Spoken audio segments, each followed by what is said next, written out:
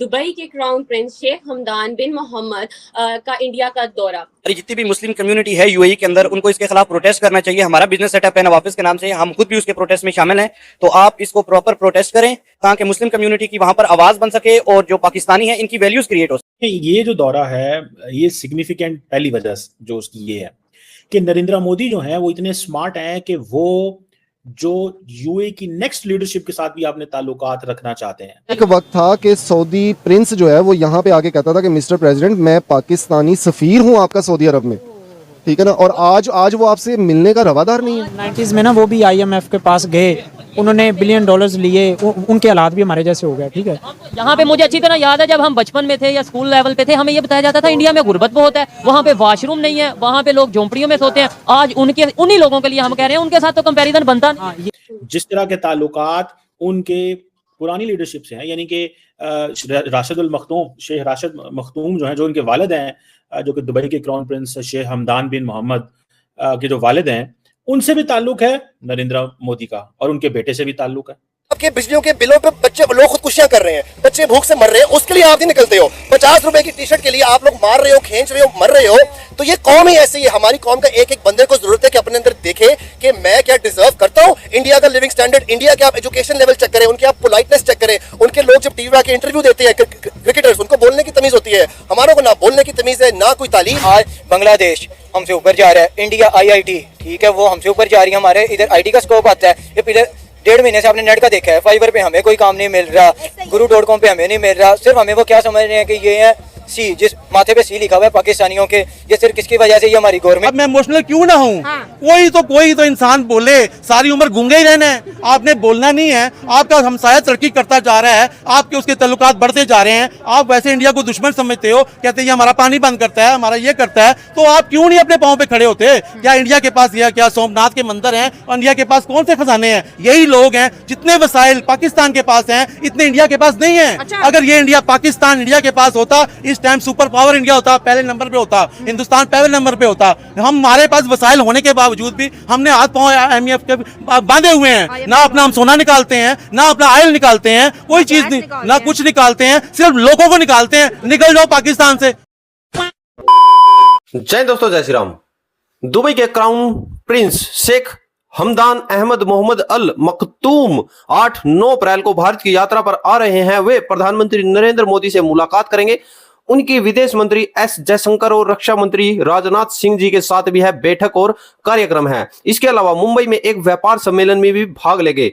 विदेश मंत्रालय ने कहा कि शेख हमदान की यात्रा प्रधानमंत्री नरेंद्र मोदी के निमंत्रण पर हो रही है। दुबई के क्राउन प्रिंस के रूप में यह पहले उनकी आधिकारिक यात्रा भारत की होगी। विदेश मंत्रालय ने कहा कि शेख हमदान के साथ कई मंत्री, वरिष्ठ सरकारी अधिकारी और उच्च स्तरीय व्यापार प्रतिनिधिमंडल भी होगा। क्राउन प्रिंस की यात्रा दोनों देशों के संबंधों को और मजबूत करेगी।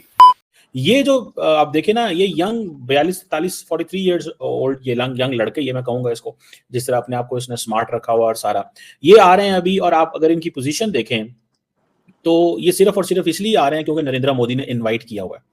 और मोदी साहब को पता है इस चीज का कि ये बंदा आएगा, यंग लड़का, तो मैं इस पोजीशन में हो जाऊंगा।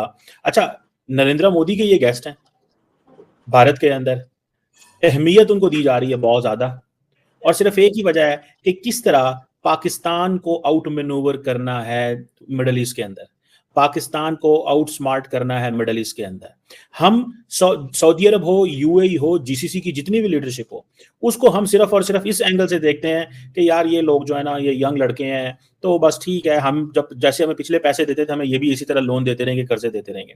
लेकिन ये बड़े स्मार्ट हैं, ये कारोबार करेंगे, ये इंडिया के साथ बिजनेस करेंगे। इनको समझ आ गई है कि पाकिस्तान आपको मजहब का चूरन बेचता था, मजहब करता था। वो कहते हैं मुसलमान हम आपसे बहुत अच्छे हैं, हमें पता है आपके लोग इधर आके जो काम करते हैं, हमें इस चीज का अंदाजा है, हमें इन चीजों में छोड़ दें, हमें उस मुल्क के साथ काम करना है जो बिजनेस देगा। इंडिया उनको बिजनेस देता है। अब आपको इस चीज का पता है कि इंडिया और यूएई के अगर ताल्लुकात को सिर्फ आप देखें तो बायलैटरल ट्रेड ही तकरीबन $100 अरब तक होना, $100 बिलियन बाय 2030। इस वक्त $70-80 अरब की ऑलरेडी ट्रेड मौजूद है। इंडिया की जो एक्सपोर्ट है यूएई को, वो तकरीबन $48 बिलियन है। एंड यहां से आप अंदाजा देखें कि ये नॉन ऑयल ट्रेड जो है वो उसको किस हद तक लेके, ऑयल ट्रेड अलग है, नॉन ऑयल ट्रेड इंडिया जो है, मुझे याद है कि डॉक्टर जयशंकर ने अपना जो पहला दौरा आउट ऑफ द रीजन जो किया, पहला आई थिंक उन्होंने श्रीलंका का किया था, जो पहला दौरा उन्होंने इस खिते से बाहर किया वो यूएई का किया था। That was a clear message कि हम आपके साथ काम करना चाहते हैं और आपकी ही वैल्यू है हमारी नजरों में। अब ये जो क्राउन प्रिंस दुबई आ रहे हैं, देखें दुबई क्या है, दुबई एक इंपॉर्टेंट स्पॉट तो जरूर है, लेकिन वो जैसे डॉक्टर जयशंकर है, वो पूरे के पूरे मुल्क का एक फॉरेन मिनिस्टर है, ये डिफेंस मिनिस्टर है, ठीक है जी। ये आ रहे हैं as a defence minister India, और आके ये जारी बात है रिसर्च एंड डेवलपमेंट में भी इंगेजमेंट करेंगे, कोशिश करेंगे कि किसी न किसी तरीके इंडिया के साथ एकेडमिक लिंकेजेस मजीद बिल्ड किए जाएं। आपको पता होगा कि Indian institute of technology Abu Dhabi के अंदर है। अब देखें ये कैसे मुमकिन है कि नरेंद्र मोदी अपने से कम रैंक के ऑफिसर को या कम रैंक के पॉलिटिकल शख्सियत को इनविटेशन दें, लेकिन उनको इस चीज का पता है कि ये इनविटेशन देना कितना जरूरी है। इस इनविटेशन से मुझे या भारत को क्या मिलेगा? भारत अपने जो ताल्लुकात है वो नेक्स्ट जनरेशन तक लेके जा चुका है। पहली बात तो ये कि दुबई जो है कारोबारी मुल्क है, ठीक है, और जो लोग कारोबार करते हैं ना वो मजहब को इतनी इंपॉर्टेंस नहीं देते। जबरदस्त। वो कहते हैं जी कारोबार करना है, चाहे वो हिंदू हो, मुस्लिम हो, क्रिश्चियन कोई भी हो, हमें कारोबार करना है, वो सबके साथ कारोबार करते हैं। तो जो दुबई है वो बेसिकली कारोबारी मंडी है, इंटरनेशनल कारोबारी मंडी है, वो सबके साथ रिलेशन अच्छा रखता है। अब चाइना देख लो, चाइना हमारा भी दोस्त है, वहाँ इंडिया का भी दोस्त है, तो उसका कारोबार है, वो अफगानिस्तान से भी कारोबार कर रहा है। लेकिन चाइना हमारे साथ कारोबार नहीं करता, हमें बस चीजें बेचता है, लेता हमसे कुछ नहीं है। हमारी टांगे तोड़ रहा है असल में ना, वो हमारी टांगे तोड़ रहा है, हमें मफलूज कर रहा है वो, ठीक है ना। तो बाकी जो दुबई है ना वो वाकई मतलब उसका रुझान ये, एक दूसरी प्रॉब्लम ये है कि हमारे अंदर इंडिया के अंदर डिफरेंस बहुत है। हम हैं तो एक ही माँ के हैं, लेकिन क्या कि औलाद के अंदर भी एक डिफरेंस आता है। हाँ, मतलब इंडिया और पाकिस्तानी लोग एक माँ की, एक ही माँ के हैं, वो भले कोई समझे ना समझे। माँ वो भारत माँ जो है, मतलब जमीन एक है, जमीन एक है, जमीन एक है, आपने पार्टीशन कर दिया, आपने 2 पार्टीशन बना दिए, ठीक है, लेकिन माँ एक ही है, कोई समझे ना समझे। आपने तो बहुत खूबसूरत मोहब्बत का पैगाम दिया। बिल्कुल जी, मोहब्बत का पैगाम क्यों नहीं, हम भी हिंदुस्तानी है, क्यों पहले हिंदुस्तानी थे, अब पाकिस्तानी हो गए तो क्या हुआ? जब तक हमारे अंदर ये चीज़ें नहीं आएंगी हम इंटरनेशनल लेवल पर तरक्की नहीं कर सकते। आप मुझसे मोहब्बत चाहते हो ना, तो आप मुझसे मोहब्बत करो, तो मैं जवाब में आपसे मोहब्बत करूंगा। अगर दुनिया का असूल है, नफरत ही करोगे तो मैं आपको नफरत ही बांटूंगा, मैं आपसे मोहब्बत नहीं कर सकता।